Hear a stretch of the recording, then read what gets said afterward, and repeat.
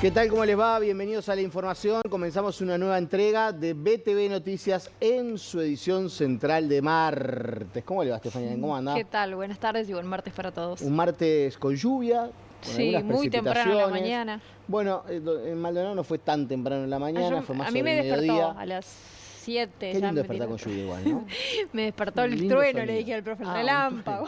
Bueno, allá en Maldonado fue más sobre el mediodía, pero una linda lluvia, que además también se necesita obviamente a nivel del sector agropecuario. El profe Sarra nos va a dar todos los detalles en minutos nada más. Además también, bueno, noticias vinculadas al precio del dólar, preocupación en el gobierno por ese asunto, también en las gremiales agropecuarias. Vamos a estar repasándolo en minutos nada más.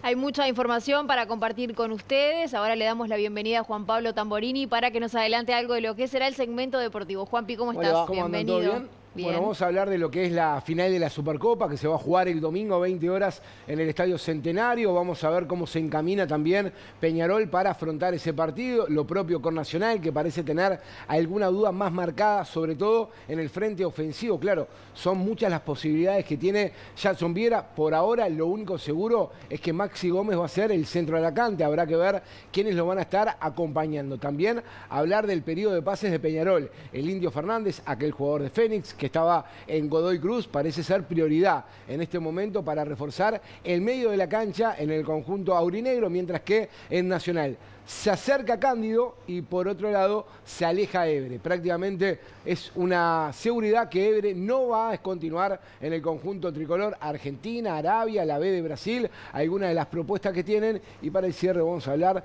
del básquetbol, sobre lo que sucedió en la noche de ayer y lo que se viene para hoy con un partidazo 20 y 15 entre Aguada y Peñarol. Gracias, Juanpi. Gracias. Actualizamos el estado del tiempo con el profe. Profe, ¿cómo le va? ¿Qué tal, Stephanie y Nicolás? Un saludo para ustedes, para todo el país. Bueno, muy bien, decía Nicolás. Se despertó prácticamente con alguna lluviecita, un poquito más al mediodía. Sí. No, yo me despierto bastante antes del mediodía. La compañía se despertó con lluvia. A las 7 de la mañana. Se fue desplazando. No. Yo me desperté a las 7 con la lluvia. Está bien. A esa hora, Maldonado le iba a haber llovido cerca de la 12:30, 1 de la tarde. Teníamos una tormentita, una célula de tormenta, escuchamos tronar, sí. Ahora, en este momento, tenemos advertencia amarilla y naranja en la región noreste del país, cubriendo los departamentos de Cerro Largo, 33, norte de Rocha, norte de La Valleja, parte de Durazno, parte de Tacuarembó. ¿Por qué esa situación se da? Porque el frente que nos afectó, un frente frío, quedó prácticamente semi-ocluido, varado en esa región. Por tanto, la situación de inestabilidad en la región noreste del país va a continuar, sí.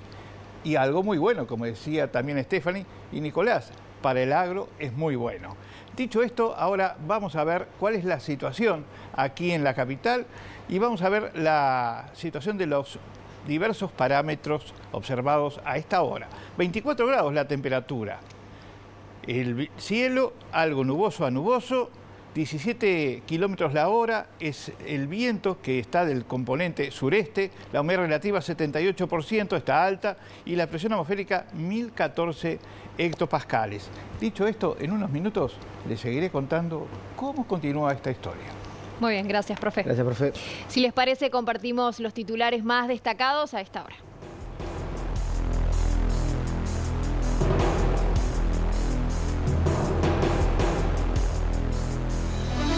El equipo económico de gobierno anunció medidas para contener la caída del dólar. Móvil en directo desde el Ministerio de Economía. El Instituto Nacional de Estadísticas estima que hay 1.775.000 personas ocupadas, unas 15.000 más que un año atrás. El ministro de Relaciones Exteriores, Mario Lubetkin, entregó una copia del acuerdo entre el Mercosur y la Unión Europea para evaluación del Parlamento. Por otra parte, el canciller ultima detalles del viaje del presidente Orsi a China. Móvil en directo. La Unión Europea e India firman un acuerdo comercial histórico tras 2 décadas de negociaciones. Se creará una zona de libre comercio de 2.000 millones de personas. En nuestra entrevista central, Nicolás Núñez recibe al director del área de Estadística y Criminología Aplicada del Ministerio del Interior, Diego Sanjurjo. El Instituto Nacional de Inserción Social Adolescente y el Ministerio de Defensa firmaron un convenio para capacitar a menores infractores. Se realiza hoy la segunda jornada del concurso oficial de Carnaval 2026 que emite en directo BTV. Los detalles con Nelson Burgos.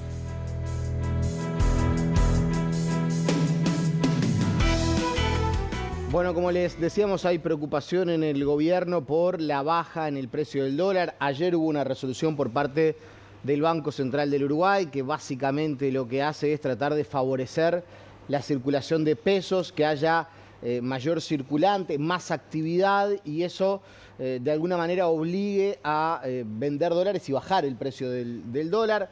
Básicamente es lo que trata de incentivar el Banco Central del Uruguay. Hoy se reúne la cúpula del Ministerio de Economía al respecto. Exactamente, y hasta allí nos vamos con nuestra compañera Lucía Bentancur, nos cuenta los detalles a esta hora. Adelante, Lu, bienvenida.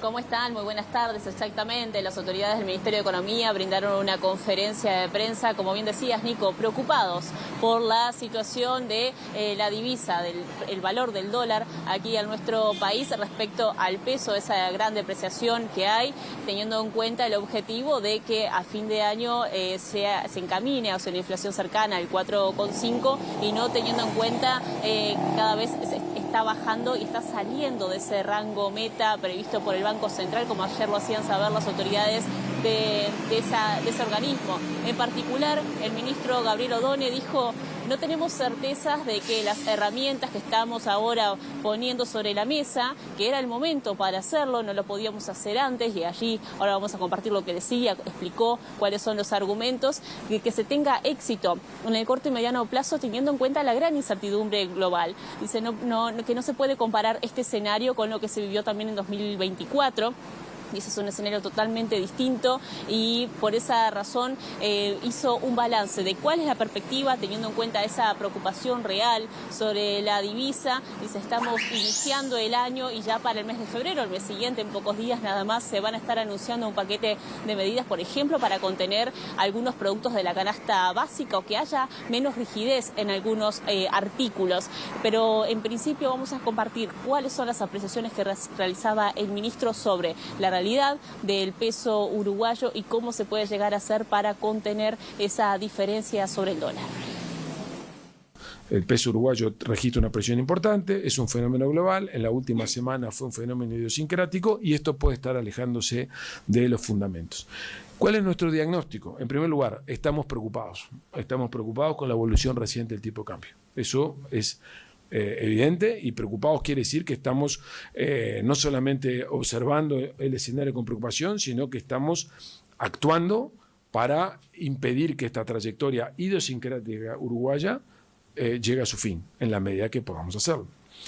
La preocupación nuestra, del Ministerio de Economía, que ayer creo que fue una pregunta de Ken al presidente del Banco Central, se asienta también, entre otras muchas cosas. El Banco Central manifestó sus preocupaciones, que son compartidas por nosotros, pero no queremos agregarlas, en que esto afecta la competitividad de las exportaciones y las actividades que compiten con importaciones. O sea que aquí hay una afectación de la actividad real que tiene consecuencias sobre la inversión, sobre el crecimiento y sobre el empleo. Y esa es la razón por la cual el Ministerio de Economía y Finanzas, en coordinación con el Banco Central, hemos decidido actuar. Por supuesto que no tenemos ninguna garantía de que tengamos éxito, y esto es día a día, y vamos a estar actuando en coordinación, cada uno con sus responsabilidades, cada uno con sus cometidos, con el propósito de hacer que este fenómeno que se ha manifestado de la manera que se ha manifestado y que le provoca las incomodidades que le provoca al Banco Central y los desafíos que nos provoca a nosotros, tenga una respuesta lo más coordinada y atinada posible.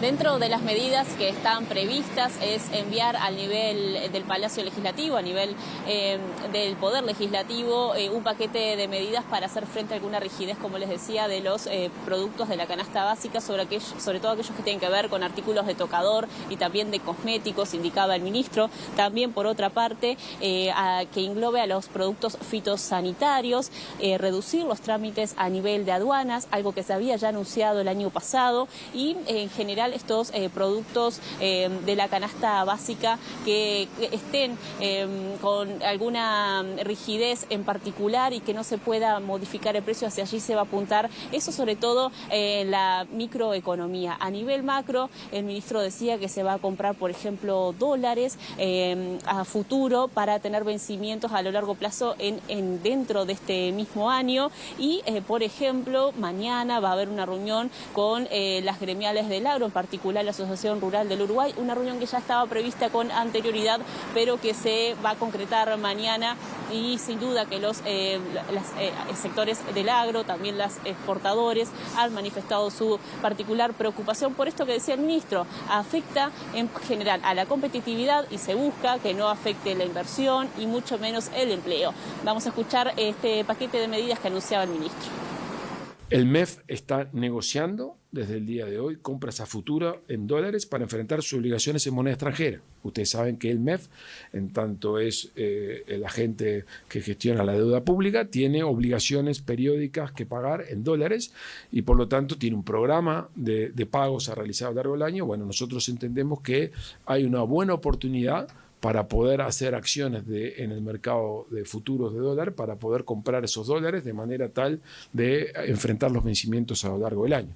En algún sentido entendemos que el precio que el dólar tiene hoy es suficientemente atractivo como para poder adelantar compras y evitar que esas compras se hagan más adelante con un tipo de cambio eventualmente más alto. Esa es la primera decisión que estamos tomando. En segundo lugar, estamos coordinando, y subrayo la palabra coordinando, acciones financieras con las empresas públicas con el propósito de mejorar sus hojas de balance. ¿Por qué coordinando? Porque las empresas públicas son autónomas en su gestión financiera y sus gerentes financieros son los que tienen la capacidad y toda la información suficiente como para tomar la mejor decisión.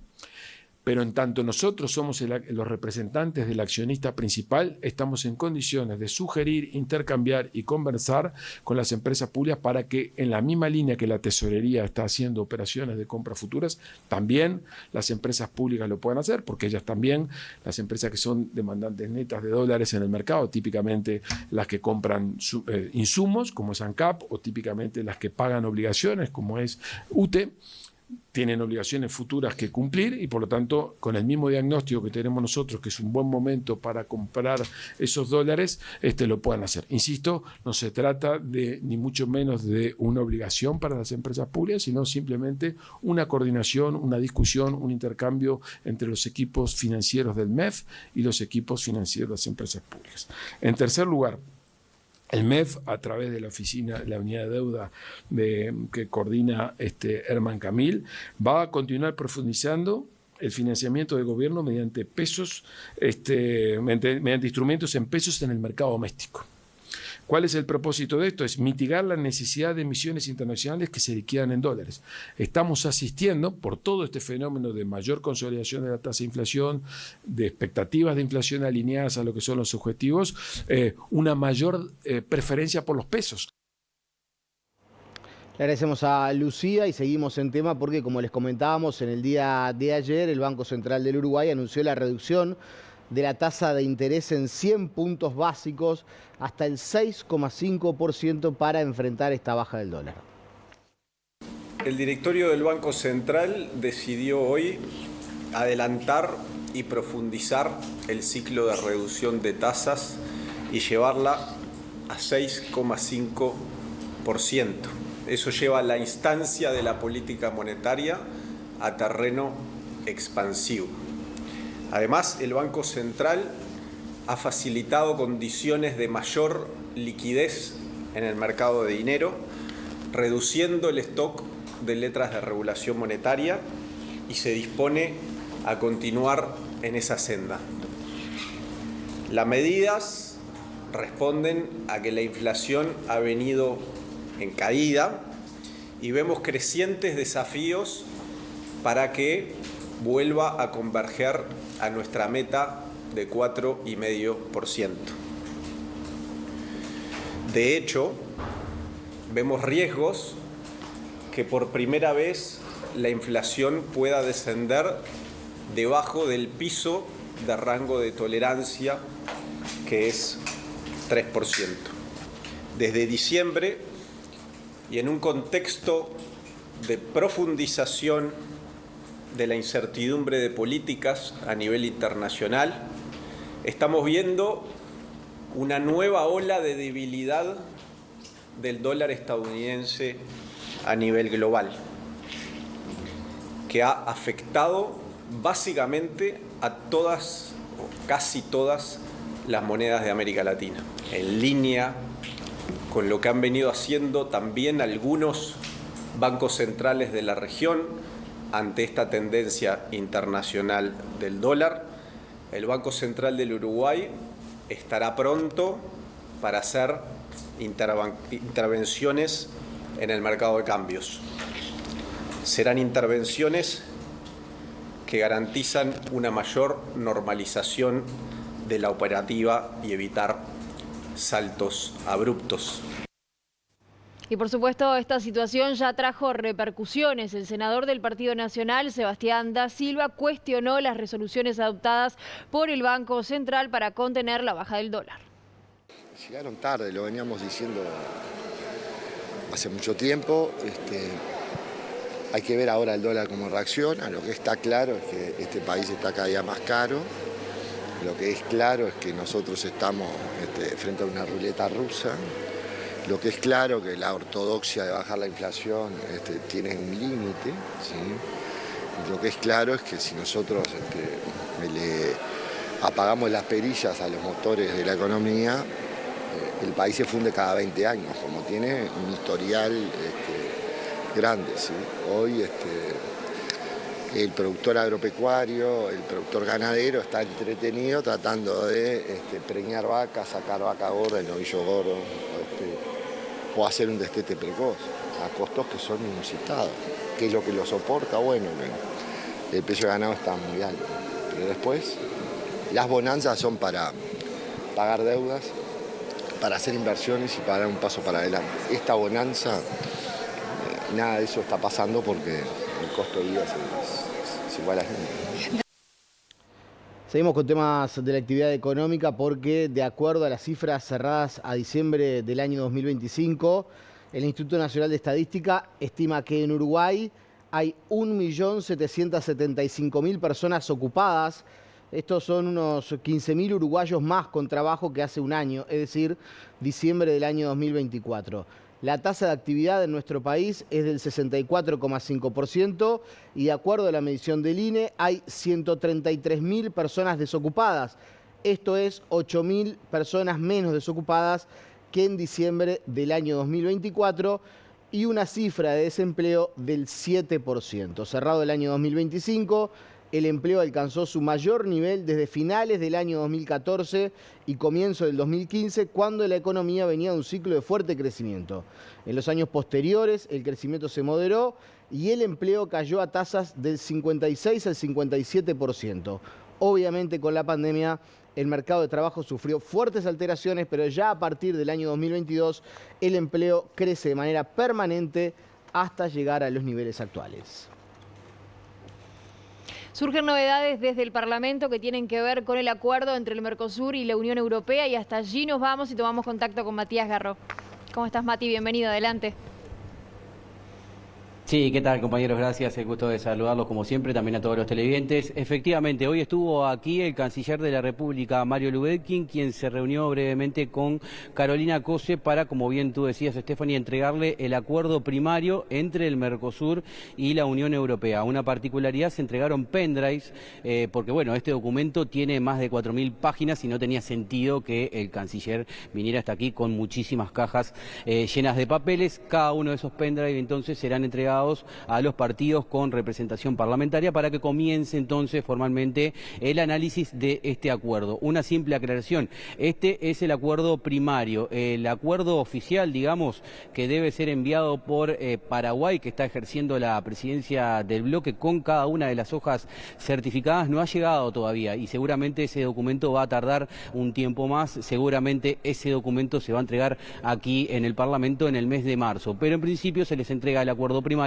para que, reitero, entonces cada uno de los partidos comience a tener ese análisis respecto a este acuerdo entre el Mercosur y la Unión Europea. Mario Lubetkin dijo que lo que está ocurriendo actualmente con este acuerdo, bueno, ustedes ya sabrán, Europa puso un freno y mandó el documento a una revisión de carácter jurídico, dijo que es un tropiezo y que se están, bueno, recibiendo algunas señales contradictorias por parte de Europa, no tienen claro cómo va a ser el proceso, pero lo que mejor que puede hacer el Mercosur es avanzar rápidamente, dejar demostrado que respeta el acuerdo y que cada uno de los partidos que integran el bloque, bueno, aprueben en sus parlamentos este acuerdo. Y también es muy importante para Lubetkin que Uruguay sea seguramente el primer país en ratificar este acuerdo. Así que si les parece vamos a compartir con ustedes lo que decía Mario Lubetkin en conferencia de prensa aquí en el Palacio Legislativo.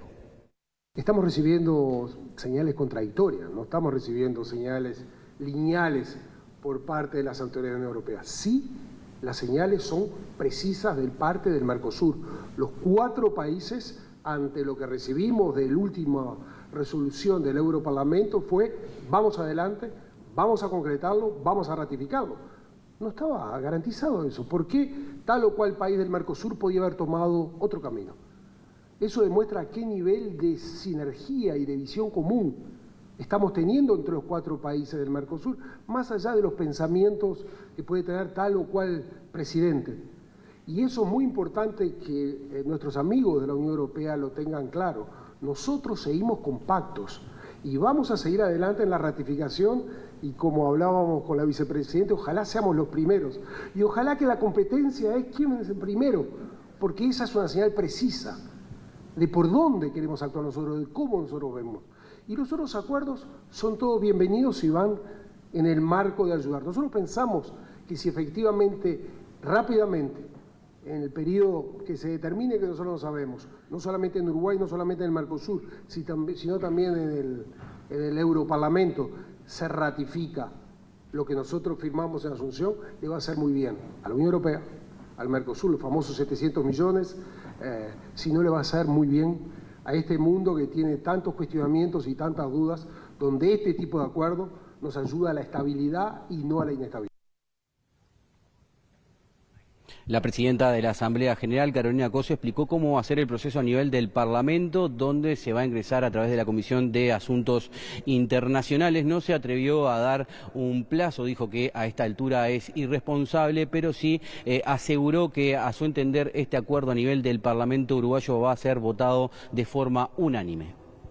Una cosa es el procedimiento formal que vamos a seguir después de recibido el tratado, digamos, ya certificado, y eso seguramente va a ir a la Comisión de Asuntos Internacionales del Senado, pero sin duda nosotros vamos a repartir ya a todas las bancadas este documento para que de todos los partidos empiecen a empaparse en concreto en los detalles del acuerdo, para fortalecer nuestra posición, porque no tengo duda que el Parlamento lo va a apoyar de manera unánime, este tratado, y se lo hemos expresado con mucha claridad a todas las delegaciones, que yo sea testigo, porque antes también estoy segura que se hizo, que en este último año han visitado el Uruguay, ya sea de países que estaban a favor o en contra, a veces venían parlamentarios con diversas posiciones de Europa, y nosotros, quiero agradecer la compañía de parlamentarios del Partido Colorado y el Partido Nacional,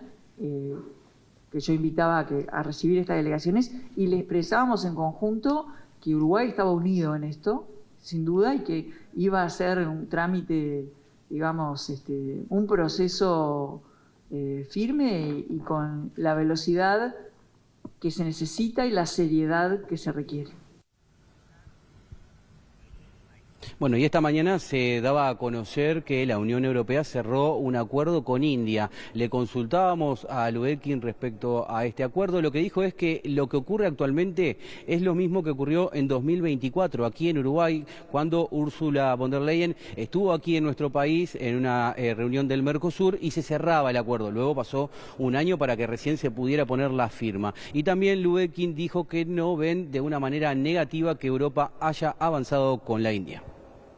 Ante todo no fue la firma, sino fue cerrar el acuerdo, que no es exactamente lo mismo. Es, si me lo explicaron correctamente, la misma fórmula de lo que pasó el 6 de diciembre del 2024 aquí, cuando vino justamente la presidenta von der Leyen en la cumbre de presidentes del Mercosur y se cerró el acuerdo. Simplemente que en ese momento no se firmó el acuerdo. Después tuvimos un recorrido de más de un año, que no es lo que decíamos para nadie, porque nuestra posición es un mercado abierto, un mercado amplio, un desarrollo de los negocios solo puede hacernos bien a todos. no hay que verlo como competencia, al contrario. Y yo creo que en el mundo todo, no solamente entre el Mercosur y la Unión Europea, lo que pasa al desarrollo y la concreción de la puesta en funcionamiento, la puesta en práctica del acuerdo Mercosur-Unión Europea, va a ayudar a que todos los otros países puedan ver con atención el desarrollo. Yo creo que la afectación de nuestro acuerdo, por la razón que sea, llámese tribunal o cualquier otro movimiento, no solamente nos afecta a nosotros y a la Unión Europea, sino va más allá porque demostraría ejemplos no positivos. Nosotros estamos convencidos que el acuerdo con India solamente puede multiplicar la voluntad de todos aquellos actores que quieren que se establezca definitivamente y se ratifique, tanto por parte del Europarlamento como de los 4 países del Mercosur, este acuerdo. Bueno, y estamos obviamente a pocos días de que se inicie una visita muy importante, una gira presidencial muy importante. Se conocieron algunos detalles, Mati, de lo que va a ser la agenda del presidente de la República y esa nutrida delegación de ministros y empresarios que va a viajar a China. Sí, exactamente, Nicolás, y justamente hoy Lubetkin dio más detalles de esta gira del presidente, que ayer la repasábamos.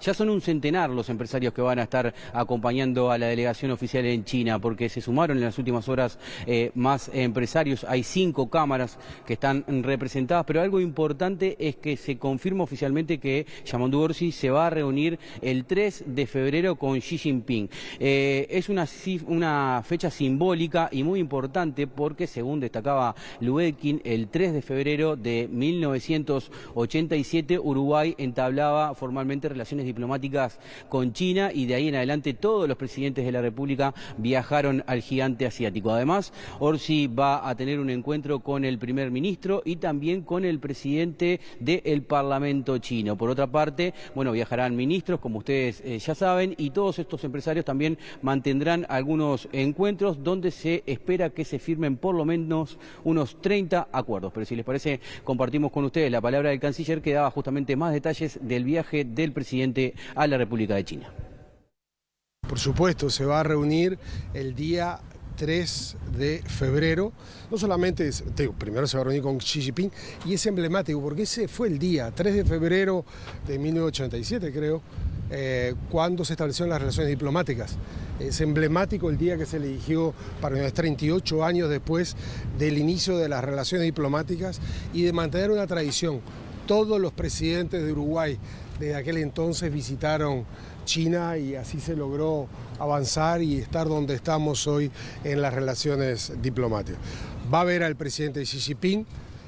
Va a ser una reunión realmente muy importante.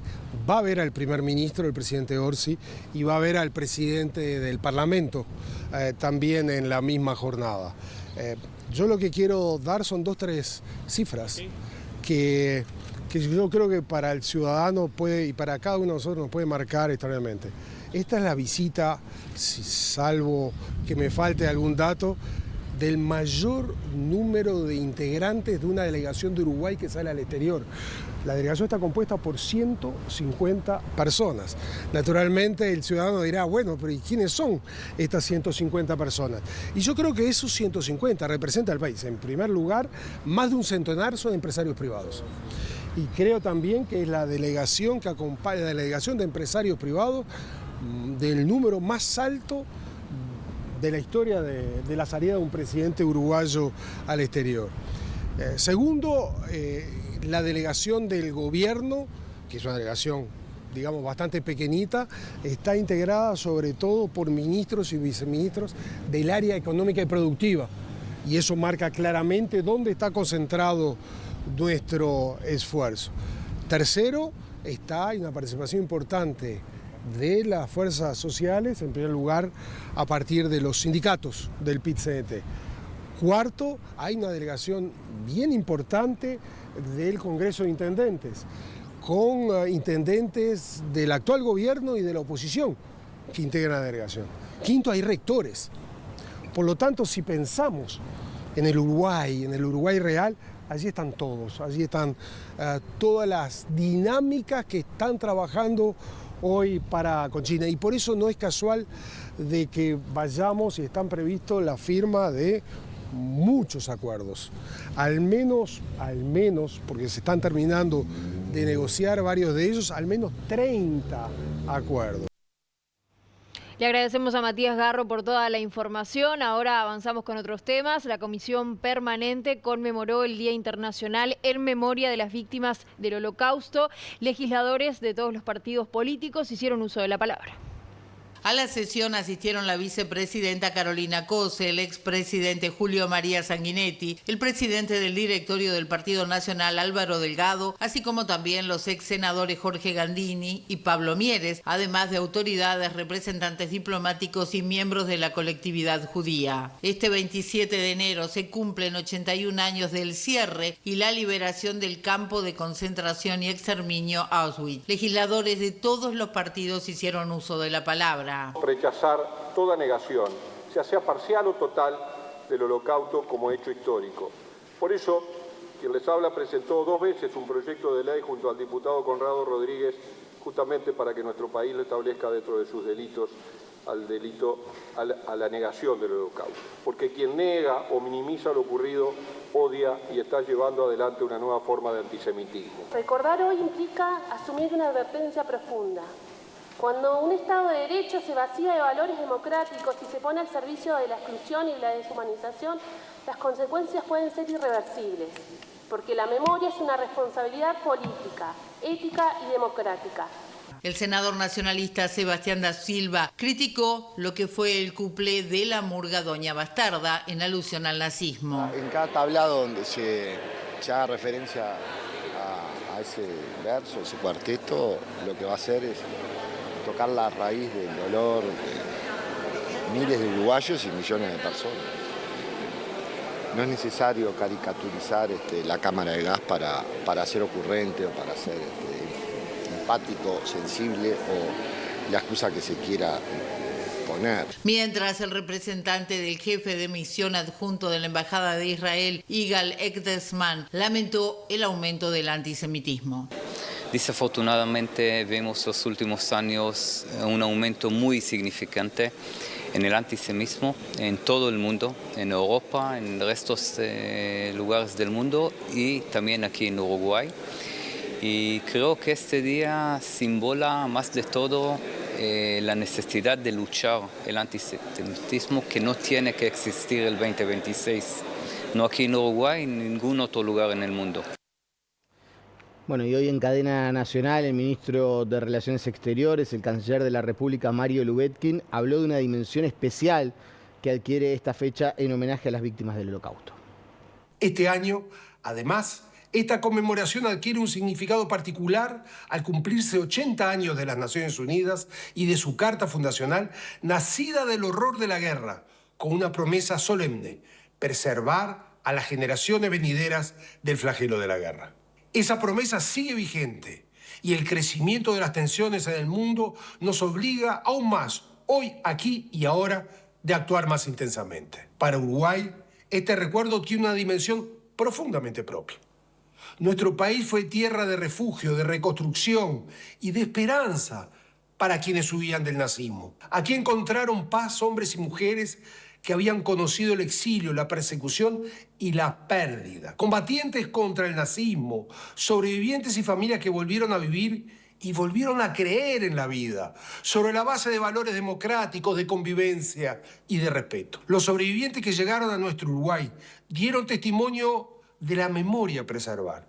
Pero esta tragedia no fue algo que solamente ocurrió en tierras ajenas o algo que solo les pasaba a otros allá lejos. Por eso, hoy muy especialmente honramos a los y las uruguayas, como nosotros, que el destino los encontró involuntariamente en el medio de la tragedia de la Segunda Guerra Mundial.